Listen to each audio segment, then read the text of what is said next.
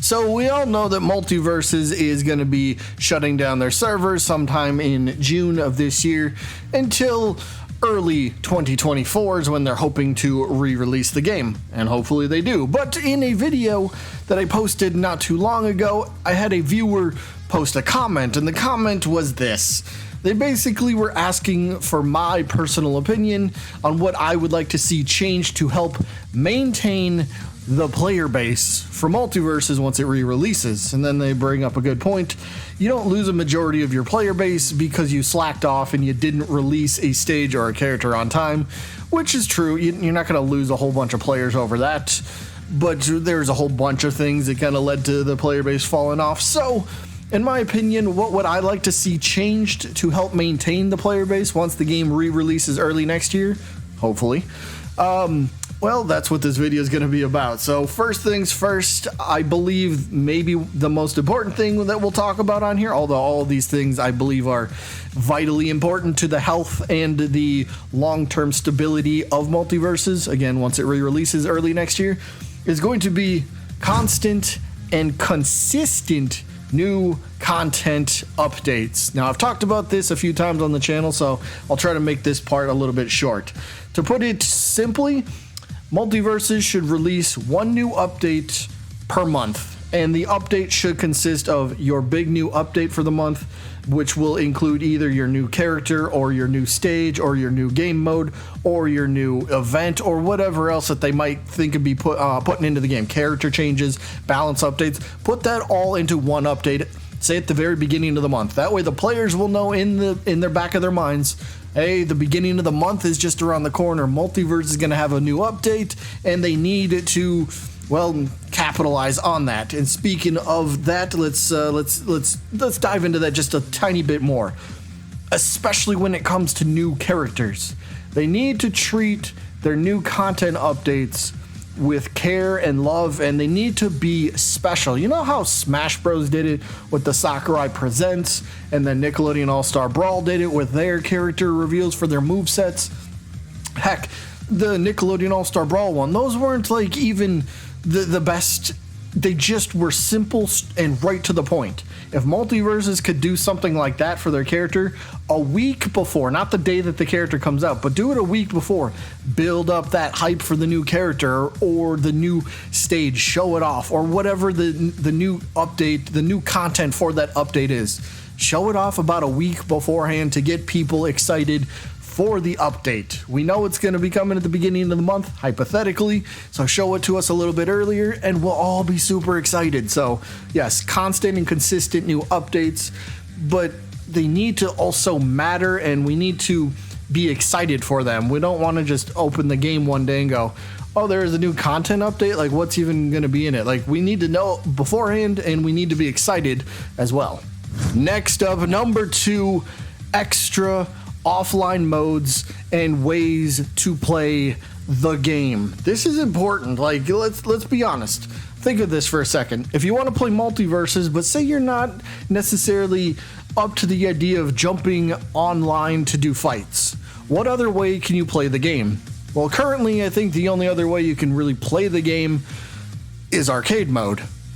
And even that feels a little bit bare bones. So, you know, just as a side note, I hope arcade mode stays. I love arcade mode, but I hope it kind of gets reworked a little bit to have a little bit more flavor or a little bit more feeling put into it. You know, change up the matches a little bit, whatever it might be. I like the boss idea at the end. That's cool. You know, do some more things like that. But we need extra offline game modes, mini games, if you will. Now, I'm going to compare this to Smash Bros for a second because Smash is king at this stuff. Now, maybe it's not fair to compare Multiversus and Smash Bros, but I'm just doing it as a side-by-side comparison type of deal. Multiversus, again, has arcade mode. What does Smash Bros have? They got World of Light. Should we expect a story mode for Multiversus? Probably not. It'd be great if it happened, but I don't think we should expect it. But again, they got so many other things. They got home run contests. They got stage builder ideas. Would that be a fun feature for Multiversus? A stage builder? Oh, that could be kind of fun, but that might take a lot of development time. But still, extra things. They got multi-man melee. They got all sorts of different things in Smash Bros. All these mini games, all these other ways to play the game to keep you occupied. Multiversus needs to find a few of these ideas of their own. Again, maybe it's a multi-man, maybe it's an endless challenge. You know, you fight computers until you lose your one life. It's like just an endless barrage of 3-4 enemies at a time, whatever it might be. You just try to fight to see what your high score is. Maybe we could get some leaderboards for that. Whatever it might be, mini games, other offline modes, other modes to play for the game are going to be a big way to keep the players invested in the game. Again, not everyone's going to want to jump online and play an online fight. Maybe they just want to have fun in a different way.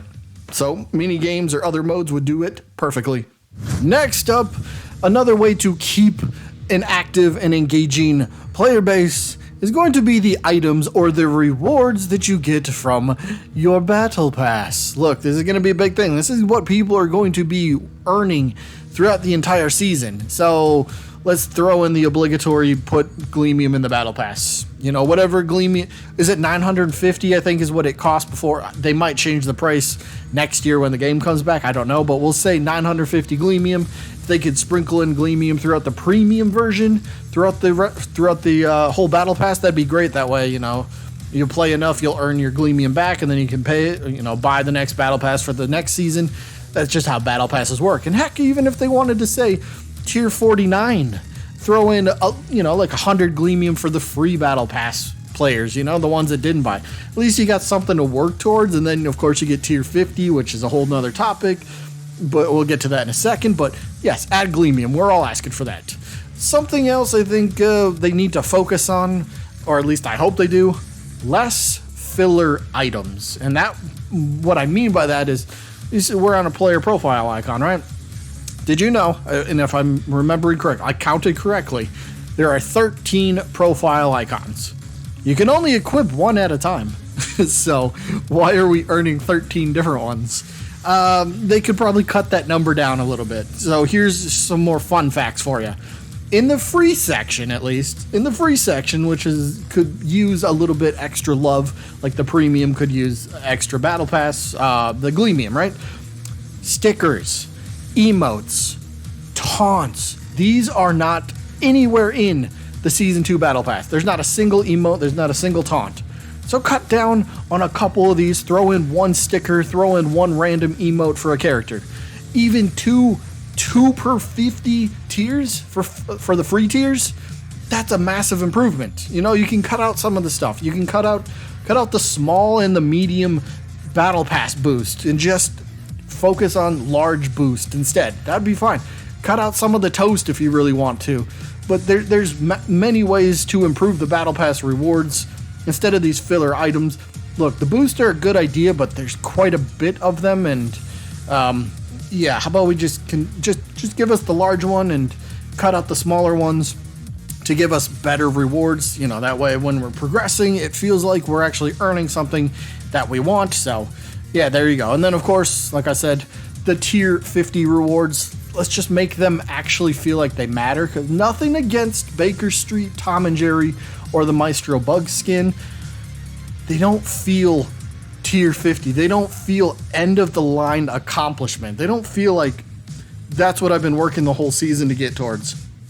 So hopefully the final boss, if you will, of the Battle Pass, hopefully it feels like you actually conquered it and actually earned something. Because look, I play Bugs, but it's a nice skin, but I don't feel like it's tier 50.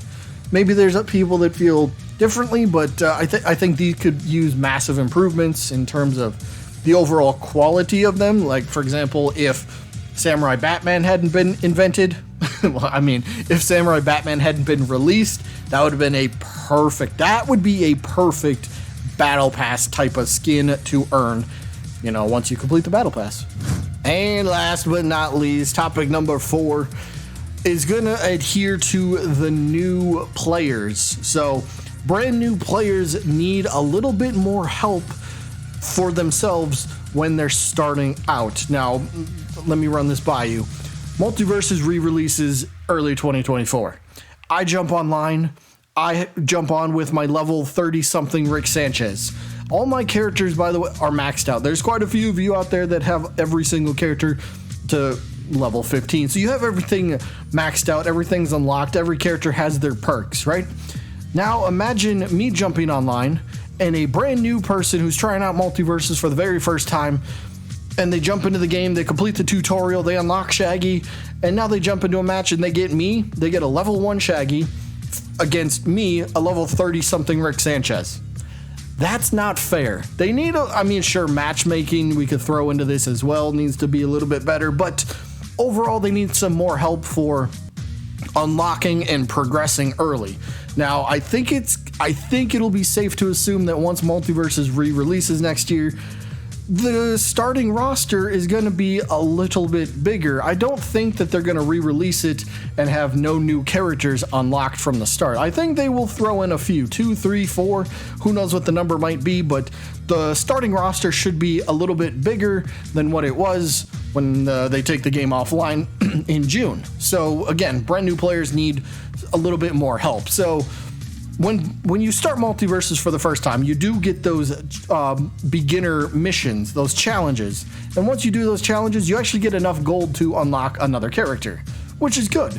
But again, with an expanded roster and more characters out there, well, one extra character unlock isn't going to be the greatest. So, you could have extra missions, complete something within the first 24 hours of you logging on, and if you complete whatever the certain mission is, maybe you get a free character unlock ticket. How great would that be? This would save you gold as a new player, so you can use that for in another character, plus use the ticket on whichever character you want. Doesn't mess the gold requirement to unlock it will not matter because it's a free character unlock ticket. Maybe you could save that gold and start using it on, maybe they put some sort of perk bundles. Again, perks will only cost gold, not Gleamium, but gold. But put perk bundles in the in-game shop.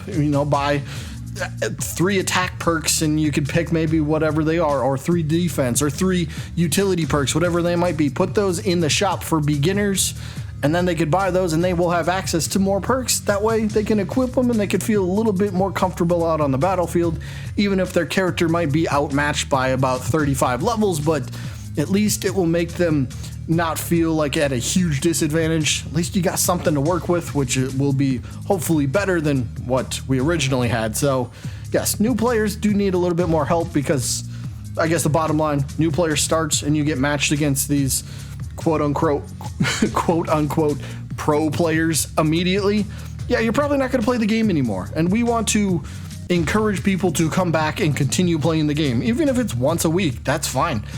Stay in the community. We need more players. We want you to stick around. So if there's more ways to help out new players, that's only going to help out the community in the long run.